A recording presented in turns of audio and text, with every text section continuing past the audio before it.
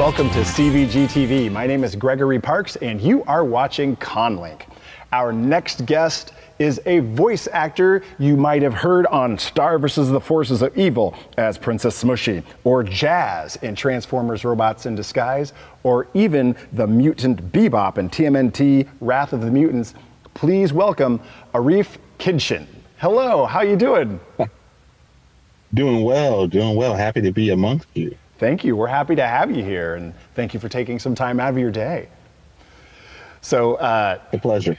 Number one, it's exciting to have you attend Convergence. Have you? Yes. How often do you get to attend conferences? Have you been a heavy con attendee or a lighter one? I'm lighter. I've been doing a lot of West Coast due to the fact that I had kids that were in school. My son is now graduating. He's a senior, so I'm excited. That's why I'm out today and I'm in my car because we had some sporting events.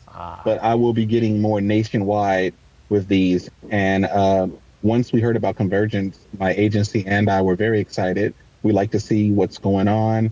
And it seems like it is a very nice convergence of fandom and scientific people and people that just like to geek out. So I'm so happy to meet everybody and then to have a chance to come out. Oh, cool. We're excited to have you here. And yeah, it's been amazing. We've had NASA scientists. We have college physics teachers who've written books about the physics of superheroes. And last year, or a couple of years ago, we were fortunate enough to have some members of the cast of Gargoyles attend for their anniversary celebration. So we do get all sorts of people, national, international, and local. So thank you. You're now going to be part of the Convergence Guest of Honor family. So welcome. I am excited for that. So anything that deals with astronauts is exciting. You have accrued an impressive list of credits. Like, you've worked in television, you've worked in video games. What is a dream project that you haven't worked on yet? Like, what is the sort of project you just want to be able to sink your teeth into or check off of your personal list? I'm going to have to upset some people and claim that I want to do the Pluto Nash. I want a comedy club on the moon. They're going to be up there.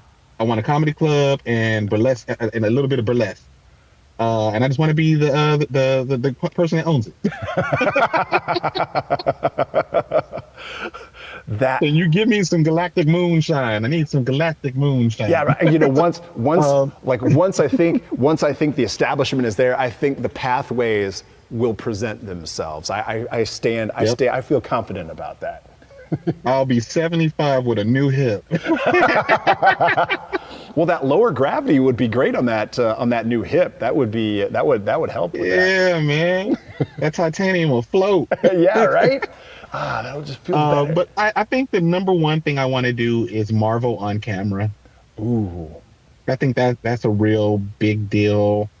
And for those that are super fans, I just want to be in either a movie for ROM or for the Micronauts. And I would be super pleased with myself. Or Alpha Flight. I just want to walk by and be like, why y'all keep saying A? just something. Just something to give a nod to the Canadian masters of our destiny. When you said ROM and Micronauts, that just took me back. That's like, for right? Youngins might not know, but I mean, when I was younger, I wanted one of the ROM figures. Never got one. Yes. But I sure wanted one. Yes. The tortured soul.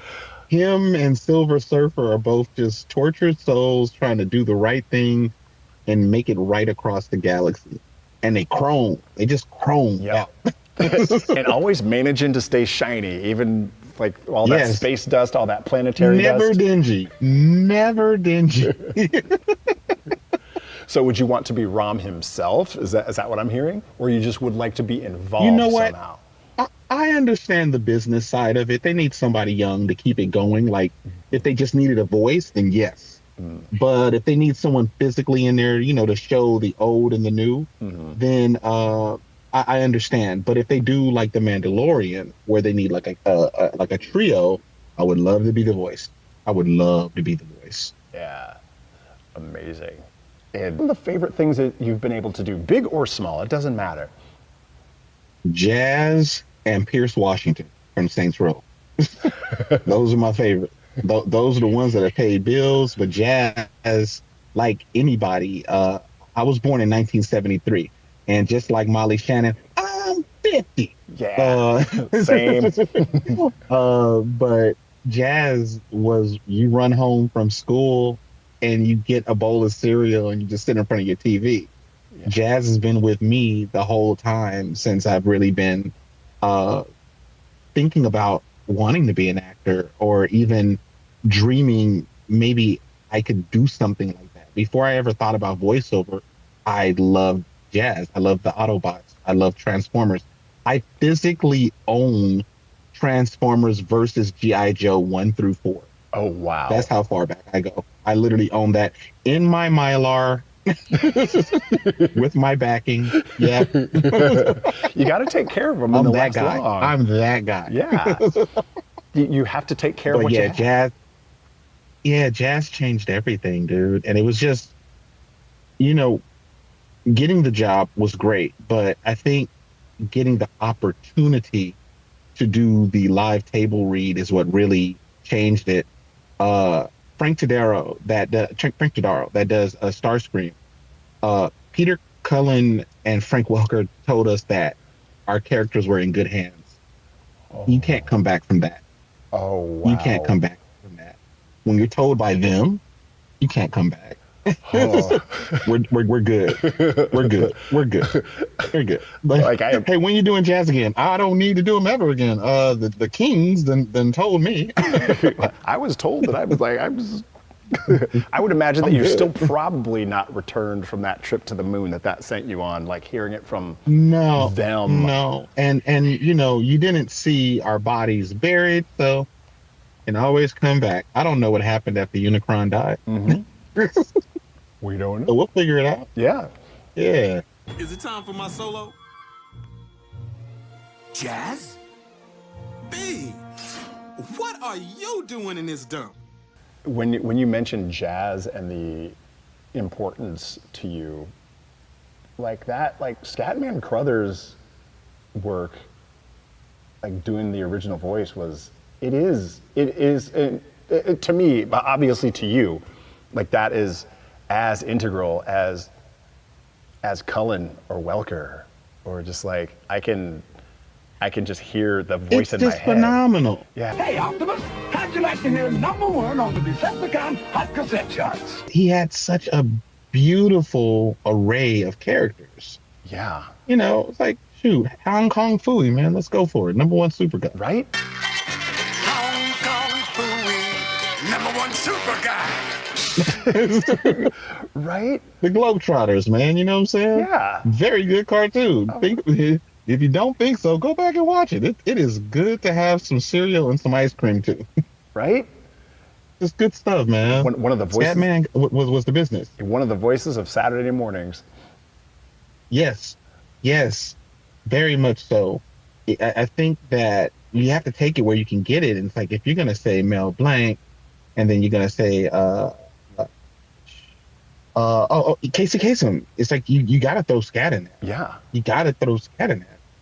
It's like these people, if you hear them and you're in a line at the supermarket, you look back because like, wait a minute, I just heard greatness. Yeah. So it's a good thing. And I'm very pleasured in the fact that once again that I was given that opportunity. It's weird to have gotten in trouble in school for being goofy and playing too much, to getting an opportunity to do this and make people happy. The Transformers legacy, you're part of the Teenage Mutant Ninja Turtles legacy. You're Bebop. Oh my God. You picked the wrong time to mess with me. Part of a video game series that means a lot to a number of people as well. Like Saints Row is so phenomenal. It's so giving. And the fact, okay, so for those that are in love with voiceover, you understand, but for those that really don't look into voiceover, but are into the enjoyment of that, playing video games and watching cartoons, sometimes we don't get to work with each other. And the fact that I've been able to work with Keith David on a lot of things and then eventually on camera with him, phenomenal. And literally, yes, we asked him about gargoyles like at least 3 days in a row. You're supposed to be on the bus running lines, having conversations about investments, about your next role. So, in the third season, did you feel the writing was what you wanted? and he indulged us. And that is what's so brilliant about Keith. He indulged us and made us feel good to the point that I call him Keith. Dang well I should be saying Mr. Yes, Mr. Keith David. Mr. David allowed me to call him Keith, so that was very good. So it's super good. And then eventually, as you have already met, I got a chance through TFCon to meet Greg Weisman, and that was brilliant. He let me interview him. It was freaking amazing. All these things come together. It's 12-year-old me could never. So you're living a dream. I think I would look at me and be like, "You're lying. You're broke and you live in a cardboard box. You're broke." No, I'm not. Check this out. I promise you. Yeah, right. Speaking of upcoming projects, what are some that you can talk about if you're? The most recent thing you guys have is The Mandalorian and Grogu, which was one of the most fascinating, fun things to work on. And I'm happy that new fans of Star Wars get a chance to experience it this way. This is just fun. I saw a quote that this was the first time we've had puppets interacting on stage or on camera with no humans since The Dark Crystal. And I was like, yo, Disney did it again. What? They did it again. Oh my God. That is phenomenal. And it's also great that they're, practical effects. Using practical effects, practical creation. People that know how to get down and do this stuff got a chance to do it. That is phenomenal. We live in a time where we're getting more Star Wars after that long, and then you got to think, man. We always wondered, what was this Clone Wars? What happened on Andor? What was this? I wonder what Ahsoka's like when she grows up. What would she be like? It's like all these things are being answered, and then through her, we get to see the Rebels. And we get the character Steve Bloom's character in Mandalorian and Grogu. It's a good time to be alive, man. It's a good time to be alive, man. It is. It's impressive. Boba Fett got swallowed by a worm. That's where my age ended at, and then we get all this other stories. It's like, thank you for somebody being brave enough to be like, he's Boba Fett. He didn't die. What are you talking about? That's bad Leroy Brown of Tatooine. Exactly. So, you mentioned that you're going to be able to attend more cons now. What is it that you've liked about attending cons, and what are you looking forward to about attending more cons now? Being able to touch the people, being able to speak, being able to talk about Skills Hub, which is a voiceover endeavor that I have been imparted with through Jennifer Hale, all hail the queen, of Mass Effect fame, and just my friend since the 90s through SBV talent. And we're just trying to get the information to the people that want to know it, and we do not want people getting what we consider to be robbed by predatory practices. There's a lot of people running things at cons that are like, pay me $500 and I'll make you a star, and we don't want to see that. We want to have honest discussions and give people things that are based on their budget so that they can feel it. And by me coming to a con, you get to feel this and experience it for free. So whether it's you on the mic or you watching someone being directed on the mic, you get to feel what it would be like to be coached by me and what some of the Skills Hub process is. because we're just a ragtag group of rebels, pun intended, that want to just, bring the voiceover force to the people. So that'll be good to do that. And just to see some of the fandom, man. It's like when you're raising kids, you're a little bit guarded because you're trying to keep your kids safe and keep them okay. My kids are now both adults, so I can get out and be amongst and just chill. And even if they come with me, they're adults, so they can go do what they want to do at the con. They don't got to be up under dad. I would love to talk to you more, and I just need to wrap it up for you so you can get back to the rest of your day. Well, hopefully we'll have a chance to see you more at con in a couple of weeks. Please come hang out, man. And Katero's gonna be there too. Ladies and gentlemen, and people of good graces. Katero Colbert, my cousin, will be with us. Yes, Ooh. Killer B from Naruto. Ooh. I tricked him. Ooh. Tricked him, and he's coming with us. He's coming with me. Aha. We're gonna be there. You're dropping the secret. Oh, the secret special bonus. Nah, That's gonna man, make ain't no secret. We want the world to know. Yeah. Like we trying to be the Wayans. Me, him, and our cousin D-Man. We all do voiceover. We trying to be the Wayans of voiceover. Oh, wait. We just want to be around. Whole VO family. Oh, that's yeah. Yes, man. All right. Yeah, Yes. bring them. Like you're gonna blow some minds. Some people are gonna be extra double excited. It's gonna be fun. It's gonna be really fun. And I gotta go see Prince's house. Oh yes, you should. And we gotta make it work. The VIP tour is worth it. The VIP tour is worth it. Yes, I got to. All right. I got to. You better. Well, thank you very much for your time, Arif. Thank you for spending some time with us today. And you have a good rest of your day, and we'll see you at Con. You as well. Thank you, everybody. Thank you. See you at Convergence 2026. Sure thing. And we will be seeing you at Convergence 2026. For CVG-TV, my name is Gregory Parks, and you have been watching CONLINK.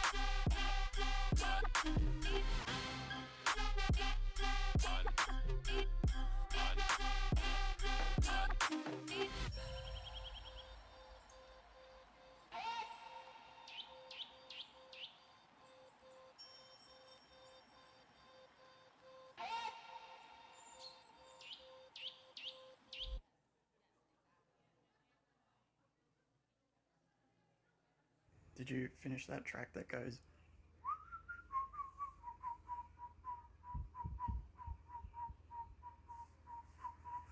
And it's like dubstep and shit.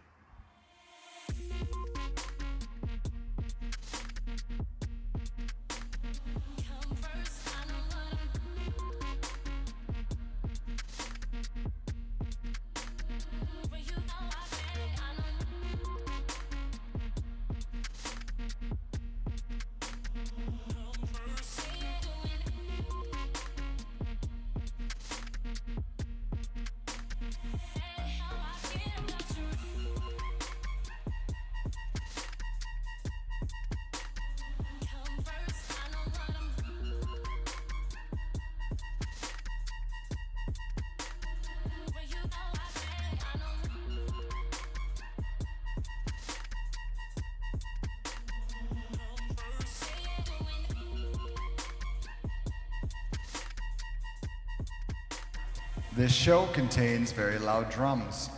If you would like some earplugs, please raise your hand.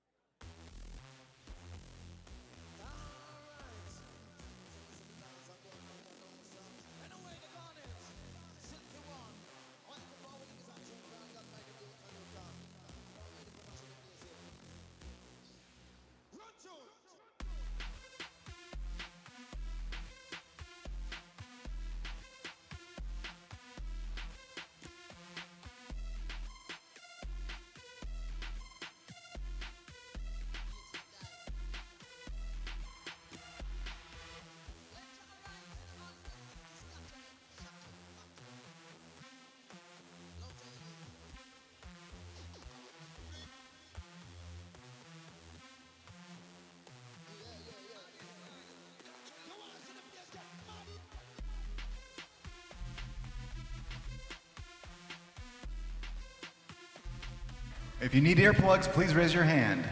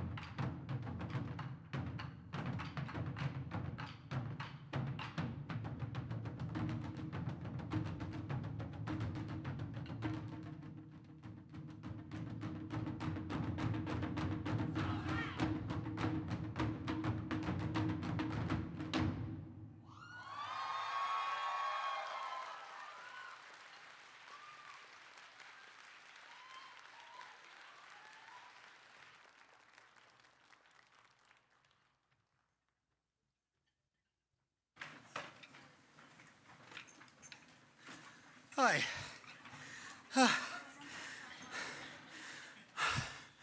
I'm a little winded after that last bit.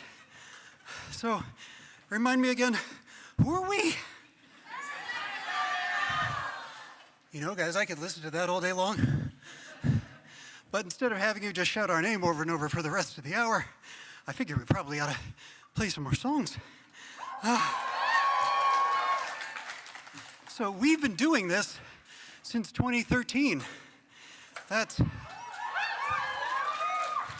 means this is the 13th time we've done this. Just checking. So, who here, by show of hands, has been with us since the beginning? Have been here for 12? Oh, look at this here. This is amazing. And also for the rest of you, this shows that people just don't learn.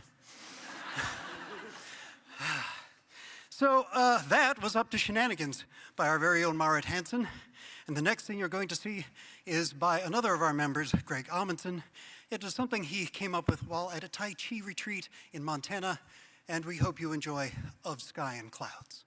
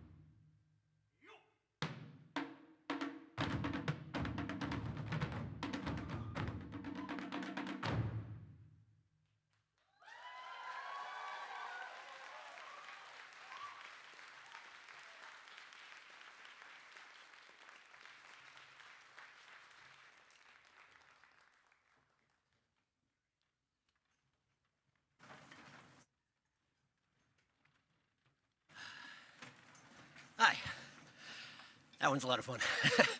All right, so I'm up here because this next one is largely my fault. So this next piece got started because I got really excited a while ago about a video game called Undertale. And so I reached out to Toby Fox for permission to arrange one of his pieces of music from that game so that we could play it with this group. And he was gracious enough to allow us permission to play his music. We did have, of course, to make some adjustments because, for example, we do have a lot of weird instruments, but we do not have a piano. So instead, our melody is played on the shinobue, which is a bamboo flute. And you can't modulate on a bamboo flute. So if you're really looking forward to the modulation, it's not there. But regardless, we hope this next piece fills you with determination. Please enjoy Undertale.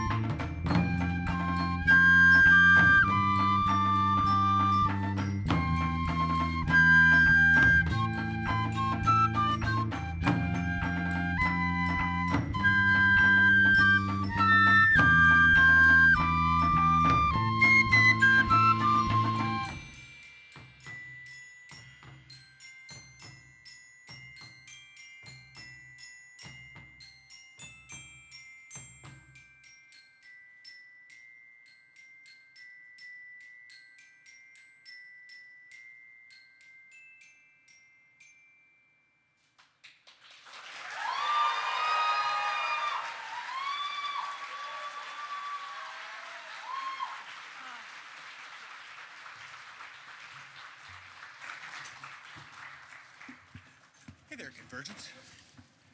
So our next song is one that was gifted to us by another group, Kogan Taiko. First brought these big drums to Minnesota in the 1980s.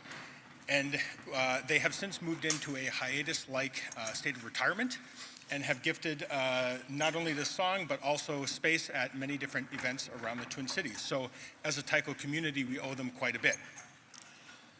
This next song that we will be playing is called Hazumi. And Hazumi roughly translates to sort of bounce or rebound. And so as we're setting up these two here, you'll see previously we had them up and slanted. That's naname, and now we have them down. This is beta style. So we hope that as you watch Hazumi, you will see within the song our rebound or bounce along the way. Thank you very much. This is Hazumi by Kogan Taiko.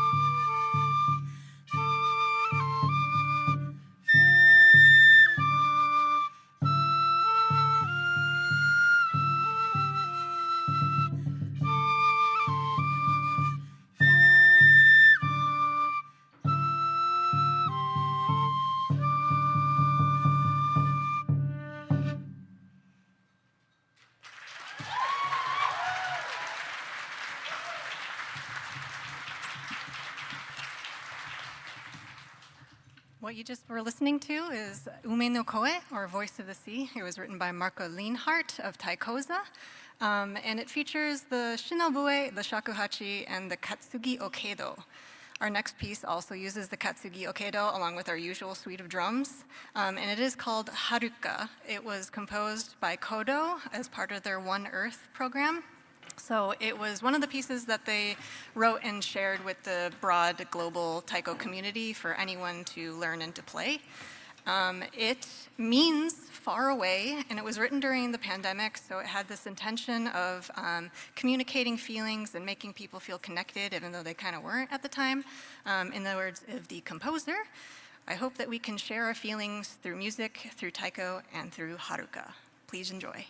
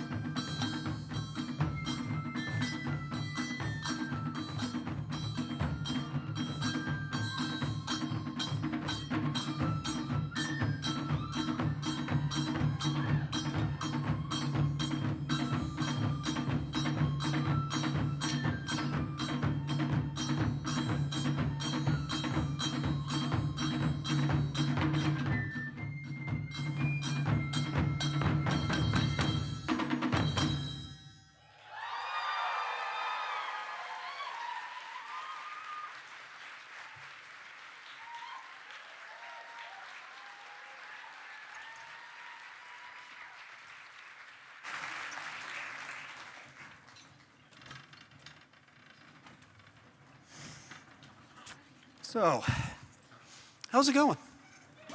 Yeah? He's good? Not too loud, not too soft, you know? I mean, just in that nice little middle taiko butter zone that gently liquefies your eardrums. Yeah, that? Okay, good. So, out of curiosity, and I can't see you very well, so I'm gonna do my best, how many of you were brought here by someone you trust and are seeing us for the very first time? Okay, all right, so, thank you, I appreciate that. That helps. It's too late to warn them about anything now. We're doing the weird stuff anyway. So I think I'm fond of saying that it takes us a full year. As a matter of fact, we've already started planning next year already, a little bit, because we're compulsive like that. We need that kind of time to argue about what we're going to do in the first place, and then think about scripts and lines and songs and things to rehearse, and yeah, I mean, and making props out of the finest artisanal cardboard. So, I mean, we spare no expense, I tell you, everything for this show. And I mean, we often also don't even think too much about theme. We just do whatever speaks to us in the. Hi. Excuse me. Yeah. What? We have this time slot booked for our tour. We're kind of in the middle of a performance. Yeah, but just a little bit. It's on the schedule, okay? We're here till 1:30, but what's on the schedule? It's the tour of Rossum's Universal Robots. You're going to do a tour of a place in a what? Is this not a factory?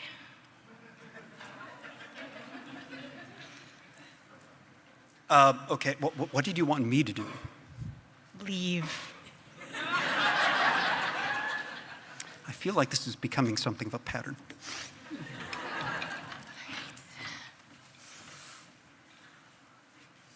Welcome. Welcome, all of you. We're so glad you could join us in this once-in-a-lifetime gold ticket event. We've never before opened our factory doors to the public, so you'll be the first to witness the wonders inside. A technological wonder in every corner. Amusement in every room. I heard there's cake in the break room. It's Doug's birthday. Refreshments will not be provided during the tour. Aww. However, please do sign the digital NDA as the tablet is circulated amongst you.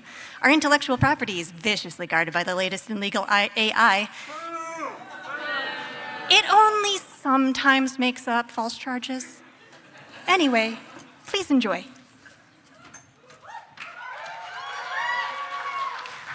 All right. Favorite lab. In here, we're using artificial intelligence, AI. Yeah, I know, it's the worst, right? Anyway, we're using AI to enhance human capabilities. Oh, what sort of capabilities? Well, in this case, we're having the AI assist a human operator in the construction of deuterium-shielded flux capacitors, which incorporate top-of-the-line what do they call them? Bioneural gel packs, that's the ones, yeah. But that sounds complicated and possibly squishy. Squishy, that's a good one. Yeah, as long as it doesn't get cheesy like last time. In any case, it is very complicated. Way too complicated for any one operator.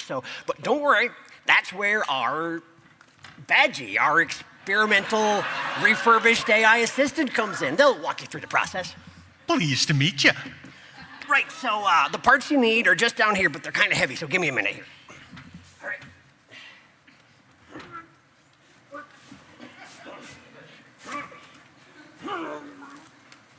Okay, yep, there we go. Yep, get, thank you.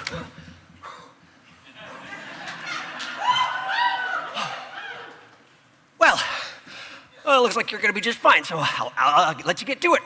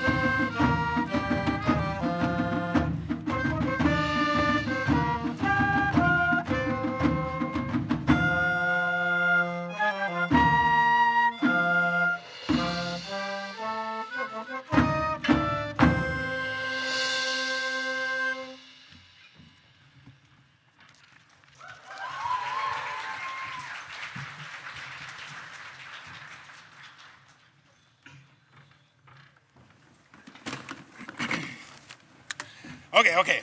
We're almost ready for the demonstration. Come on in. Hold on just a second, making sure we've got the doors locked. All right, perfect. So you get to see our state-of-the-art sec unit in action, up close and personal. Yeah, what do you mean by up close and personal? Yeah, so it'll attack you a bit, and I'm pretty sure the intern set it to non-lethal. Pretty sure. Isn't this against at least one of the laws of robotics? Ooh, yeah, maybe, but more importantly, the crate of defensive material. Oh, cool. Approved defensive material for you to use has gone completely missing. So I went ahead and took the liberty of grabbing some stuff from the lost and found. So this is for you, and good luck.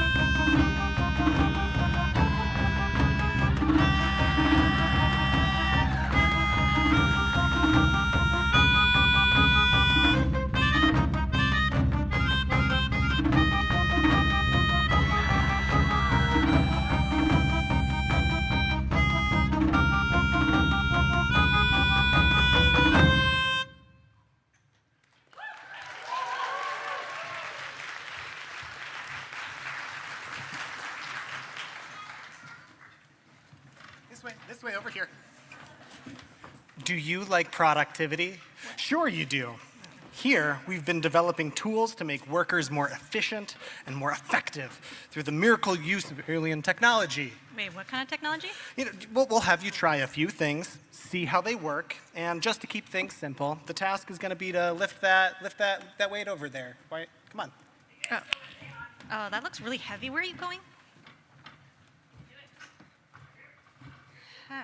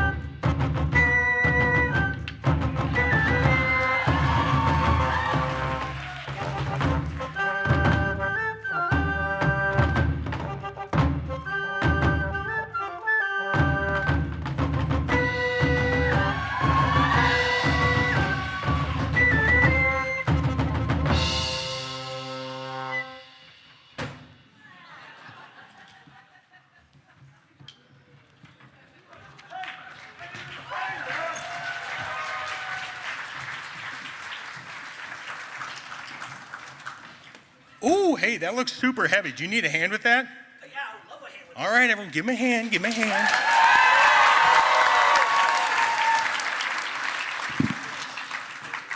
Go get him, Tiger.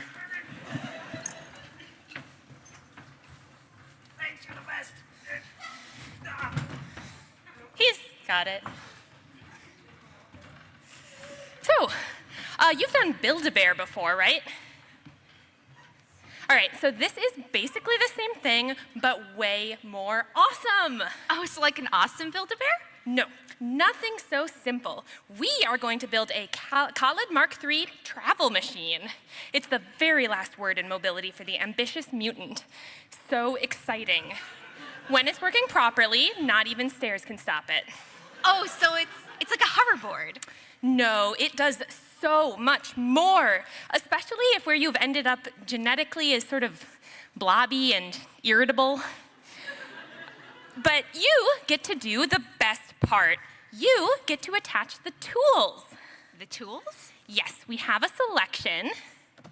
Just try out a few and see what happens.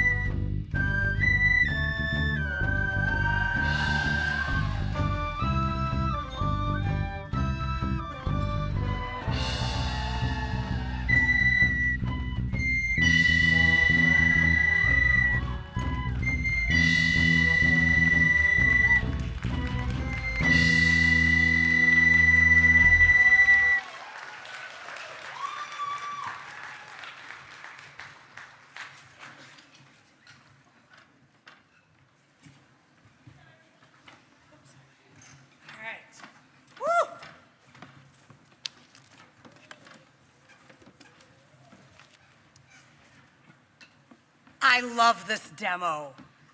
We have these amazing androids. Lifelike is your neighbor. Oh, like Westworld? Sure, but not exactly. Oh, so like Ash or Bishop with the aliens? No. The thing is, here, you have to spot which of these people is the cybernetic life form node, or Cylon for short. Oh, so all I have to do is spot the android? Yeah. And if you guessed right, you've managed to see through our high-end simulation of organic life. Plus, you get to live. Wait, what was that last part? Oh, I'm sorry. I said my mind is like a sieve. Forgot to tell you, you have until the end of the theme song to figure out which one's the cyborg. Cylon. Yeah. Good luck. Okay, and there you go. Thanks. And what happens after their theme song is over and she's gone?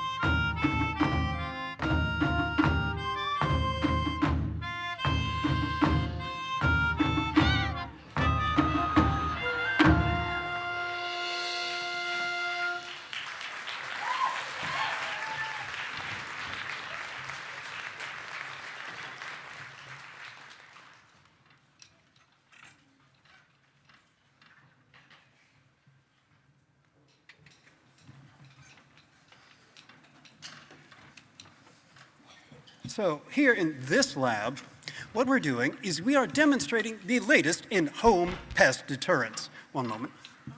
Yes, here we are. It's the patent pending and legally distinct X Terminator. So all you need to do is take this and pair it to the Skynet via Bluetooth.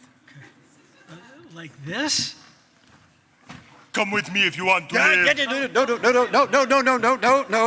No. Our legally distinct X Terminator has still not all its voice and audio options fully set, so it's still kind of in beta a little bit. How about that? Y'all better come with me right quick if you want to keep on breathing now. No, okay, all right. That. Oh, come with me if you want to live, mon ami. Remove baguette from operating system. Okay. It's me, Chief Master Sergeant William Candy. I think we're gonna have to crush that one. Okay, there. Crikey, right out. Come with me if you want to live, mate. Worth a try. Okay, so the unit will have a few examples of common household pests for it to react to. So here, have fun. What am I supposed to do with this?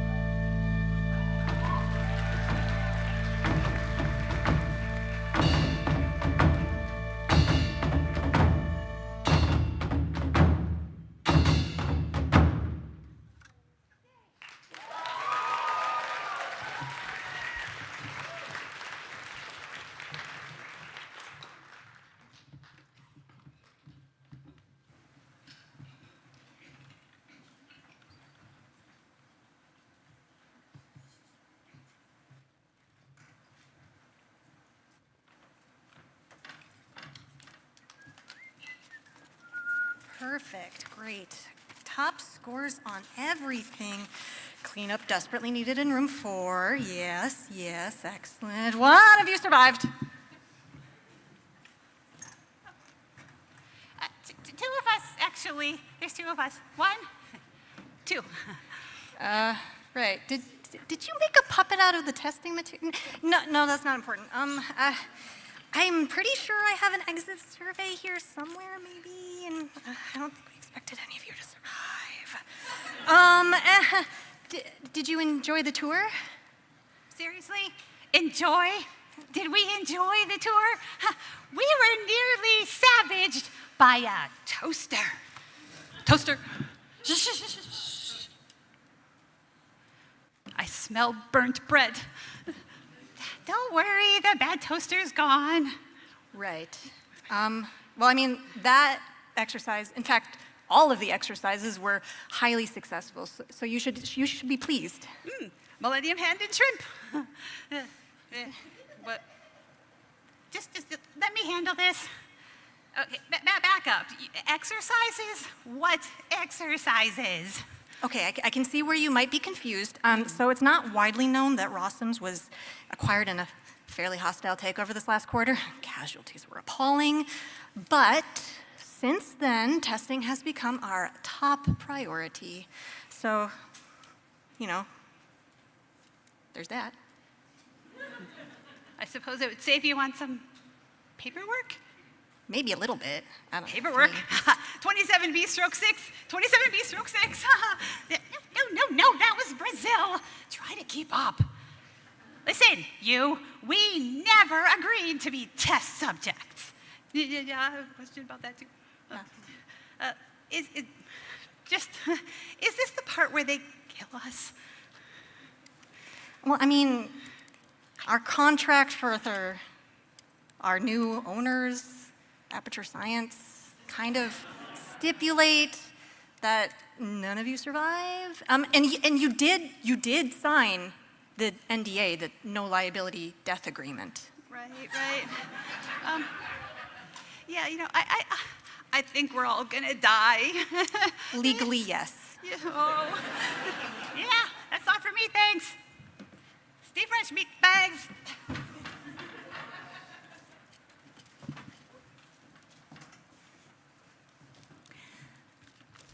This was a triumph. I'm making a note here, huge success.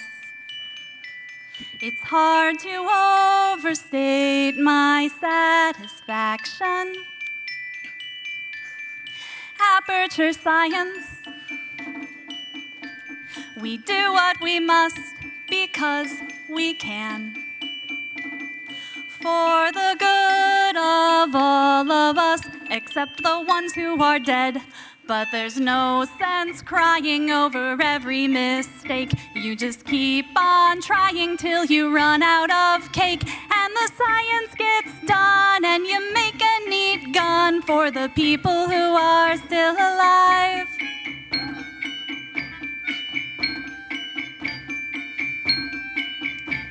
I'm not even angry. Whoa. Hey. Hi, I'm Doug. Oh, hi, Doug. Happy birthday. Oh, hey, thanks. Hey, hang on. No one told me there was cake. No. Anyway, I am one of Cave Johnson's engineers, and at one point he argued that when life gives you lemons, when life gives you lemons, you shouldn't make lemonade. He workshopped some ideas and came up with making life take the lemons back and burning its house down. Strange fellow. But I created this, a combustible lemon. Now, come here. To test it out, we are going to burn your house down. So, here you go.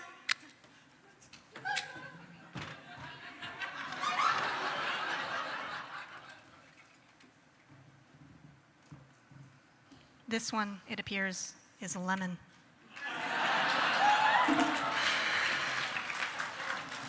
Anyway, this cake is great. It's so delicious and moist.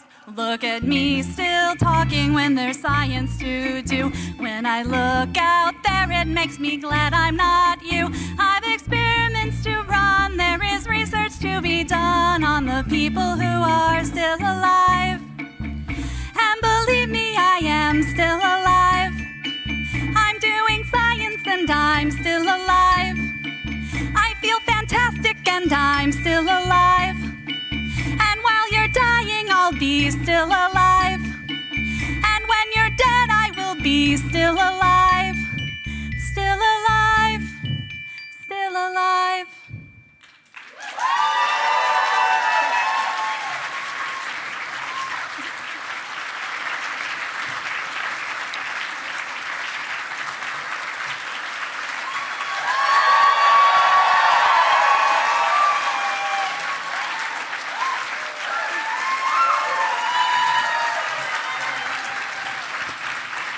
Beat it, I'm gonna talk to them for a minute.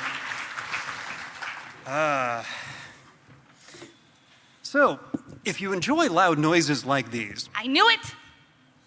The cake was real. Happy birthday, Doug. oh, bloody hell, now I've missed out on the cake. Oh, okay, anyway, if you enjoy loud noises like the ones you have just heard, there are some more opportunities coming up in the very near future. So in 2 weeks' time, on the 19th, we'll be on Nicollet Island at the Nicollet Pavilion for Sister Cities Day, when Minneapolis gets together with all of its sister city representatives to celebrate just how many siblings it's gathered. We go because we've got a relationship with the Minneapolis Ibaraki Sister City Organization. We do their Cherry Tree Festival on Mother's Day every year. But yeah, be there for Sister Cities Day. We're going to be performing at 11:45, but there will be a lot of other things going on, a lot of other performances, and they give you ice cream. I'm just saying, there's ice cream. And at 11:45 taiko, which is the important part, right. Also, if you don't have plans for it, you have never been, Como in August, Obon. The biggest Japanese culture festival in the state, crafts, food, people with sharp things cutting large things into smaller things. And of course, taiko. We will be performing. There are at least 2 other taiko groups that perform at that particular event, so don't miss Obon if you can at all help it. And of course, you can find out about this and anything else we might be doing over the course of the year at on our calendar, which is conveniently located on our website at harisendaiko.org. We are proud to be nonprofit and... Hi. Hi. There's one more song. What? No, we finished. No. We're done. We're looking in the medley notes, and there's one more song. We're gonna get What song? What do we do with the taiko players? This is from Pirates. This is last year's. No. We cut this. We didn't do it. We're gonna do it. We're gonna do it. We're what? We're doing it. We're doing it? We're doing it. We're doing it. Come on, get out there.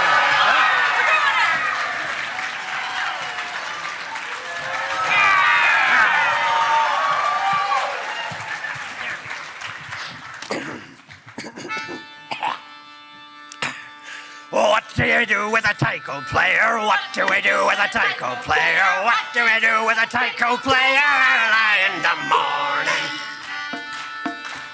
Stick 'em on a shoe and watch 'em solo. Stick 'em on a shoe and watch 'em solo. Stick 'em on a shoe and watch 'em solo early in the morning.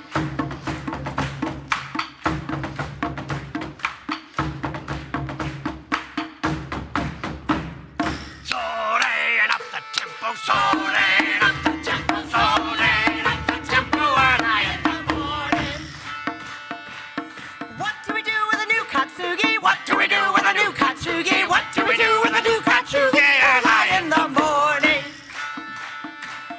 Sling it on a drummer, make 'em hit it. Sling 'em on a drummer, make 'em hit it. Sling it on a drummer, make 'em hit it early in the morning.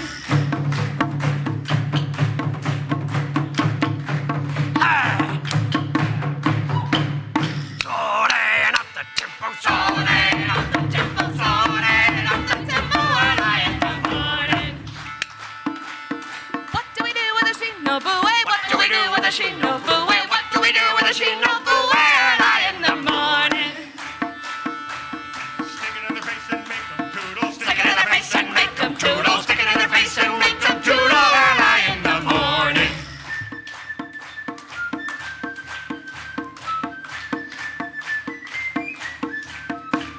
Soaring up the tempo, soaring up the tempo, soaring up the tempo early in the morning. Soaring up the tempo, soaring up the tempo, soaring up the tempo early in the morning. Soaring up the tempo, soaring up the tempo, soaring up the tempo early in the morning. Soaring up the tempo, soaring up the tempo, Hey! You took my hat. And I lost this last year. This was gonna be the actual finale. You all were looking last year for the one piece. This is the 2-piece. Hear me out, hear me out. It's a great line. It's gonna be a great story. Just let my mortal enemy, death.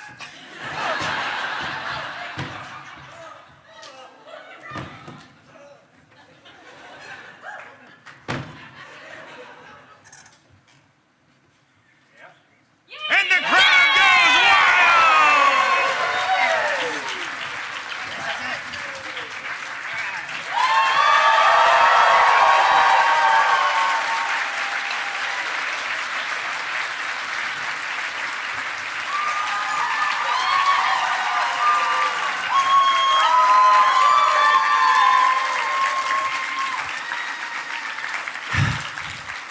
Such a senseless waste of human life. Oh well, let's see here. But I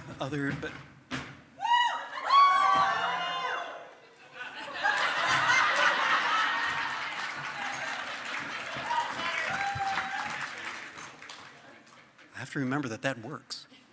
Well, that's been fun.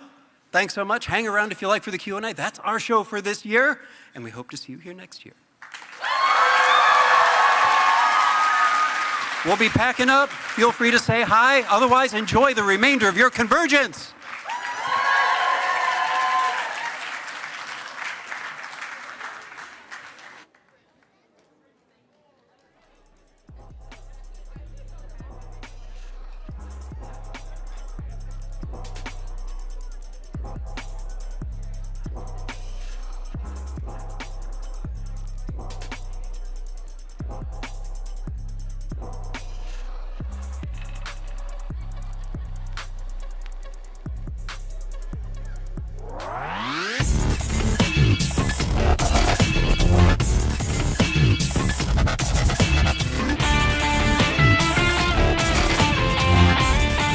Hello, everybody. Welcome to CVG-TV. My name is Gregory Parks, and you are watching CONLInk.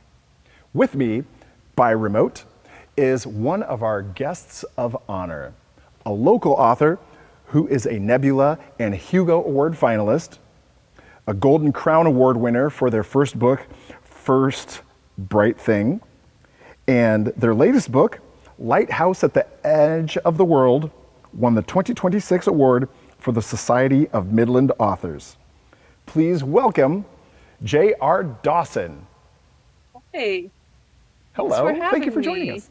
Thank Yes. you. I also forgot to mention that you are a teacher at Drexel University because you teach in the MFA program for creative writing as well. I so you are do. also an educator. Yes. And how long have you been a professor? How long have you been doing that? The professor job I started in 2023, but I've been teaching for a really long time. I was a high school drama teacher for a while, and I've worked as a teaching artist, and like a curriculum creator. And when I moved up here, I also started working at the Loft as a TA. So yeah, so I've been teaching a while. Excellent. And you hopped right into it right when you moved up here, like hopping right into the Loft, which is not small potatoes around here. Oh, I love the Loft. And where did you move from? Like, what brought you to Minnesota? Yeah, so we moved from Omaha, Nebraska in September of 2023 because in May of 2023 they started passing anti-trans legislation. So we were some of the people who migrated up here for the sanctuary laws. It was a very quick move. It was about 3 months while I was on the road for my debut book tour. So 2023 was a wacky year. Wow, a very full year. Holy cow. Yes. And now here you are now a local Minnesota author. Yeah. And so you write full-length novels and you also write short stories. Do you have a preference between the two, or does it just depend on the idea and what you're feeling with the idea? Yeah, I think it really just depends on the idea. Like it's two different muscles, I guess. I'm really grateful for short stories because it means that if I have an idea that's not going to sustain itself through 300 and something pages, like I can still write it. And it's also a lot faster to write a short story. But I'm also really grateful for novels because you can really meditate on stuff and you get a cool cover. I like cover art a lot. I'm a big nerd of cover art. But yeah, no, it's just two very different ways of telling the story. So yeah. Well, cover art is that's really interesting that you said cover art. What are some of your favorite pieces of cover art? Well, I really like the one for my last book. I mean, I'm a big nerd of the Lighthouse at the Edge of the World's cover. I really wanted a purple book. So I sprinkled purple all up in it, and then Like, I was like, well, now you have to make the cover purple. I think that the original Darker Shade of Magic books have a really cool cover. I really love, like, from Uncommon Stars, especially with the new font. Gosh, I'm trying to think. I'm a big sucker for Rainbow Crates special editions. They've got some really amazing artists that do some really good character work on their special edition covers. So, yeah. That's funny because you mentioned the cover art, and then you mentioned the lighthouse at the edge of the world, and that connected in my mind to one of the people that you mentioned as being one of your influences is K.A. Applegate. Mm-hmm. Yeah. And I never read any of the work she did with Animorphs, but I read Everworld. I read that Everworld series at the prompting of a friend back like in the 2000s, and that's some striking cover art.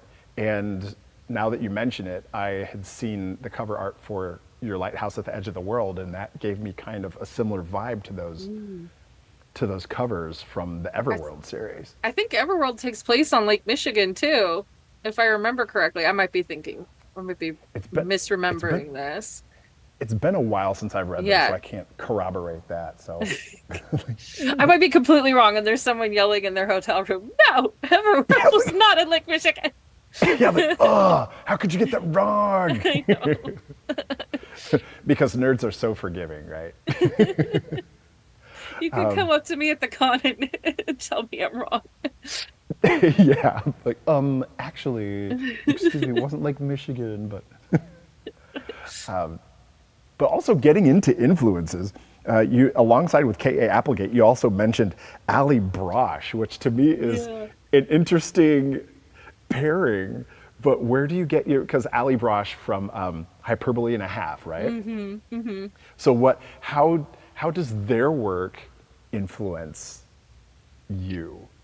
Yeah, so my writing is nothing like Ali Brosh's. Ali Brosh will make you laugh, and I don't know if I've ever made anybody laugh, maybe through their tears. So I feel bad putting Ali Brosh, but I love her work because she is so unapologetically herself. She pulls from her own life. She has such great pacing and timing. And also she struggles with mental health and still creates through all of that. And so she's been very open about her mental illness journey. And sometimes there have been times where like she just kind of disappears and everybody's like, oh, I hope she's okay. And then she comes back, she's like, I'm okay, guys. And so I really admire her. And I really love how she is able to take autobiographical material and carve it into a story, like make it into a structured story. Where did you first notice the spark appear in your life for writing? So it came pretty quick, pretty early. So my grandma helped raise me when I was a toddler, and I would spend a lot of time in her one-bedroom apartment. And she always wanted to be a teacher. She was unable to become a teacher because of the Great Depression and all of the fun times in the early 20th century. But she got to work teaching me how to read and write very quickly. And so she had an activity that we would do where she would staple papers together, and then I would draw the pictures, and then I would dictate to her what the stories were, and she would write them down. And so I had like this little collection of books that I'd written, and some of it was Batman fan fiction written by a 4-year-old. And some of it, I wrote an autobiography at the age of 5, and it was mostly about me being born. But yeah, so I just took that and was like, this is what I want to do. I'm either going to become a voice actor for Disney, or I'm gonna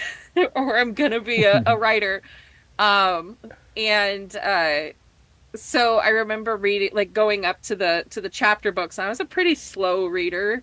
Like I knew words, but it was hard for me to keep up with like the little cassettes that would beep when you were supposed to turn the page. But I asked her, I was like, how do they know when to change to another paragraph? And she goes, I think that's just something that writers know. And I was like, someday I'm gonna know when to change a paragraph. So yeah, no, like there was always reading and books and writing, and my mom was also super into stories, and she would hand me very age inappropriate books to read. Like I was reading Watership Down and Animal Farm in 3rd grade. In 6th grade I went through my Stephen King phase. And so there was so there was definitely like in junior high me trying to write Stephen King, and it confused my other grandmother and was like, what happened to the cute little dragons? And I was like, I'm an adult now, you can't stop me. But yeah, I've seen things you wouldn't believe, Grandma. I've read things you don't even know. Yeah, you wouldn't get it. So have you had the chance to attend many cons, not just Convergence, but any other cons? Yeah, I went to the second ever C2E2 without knowing it was the second ever one. And I missed seeing Carrie Fisher by like 10 minutes. And I was like, it's okay, I'll see her sometime. Oh no. Yeah, so that hurt. Yeah, that really hurt. I got to go to, so one of my big like life goals was to go to San Diego Comic-Con as a panelist, and I did in 2023 when my first book came out. So I got to go do that, and it was amazing. It was fantastic.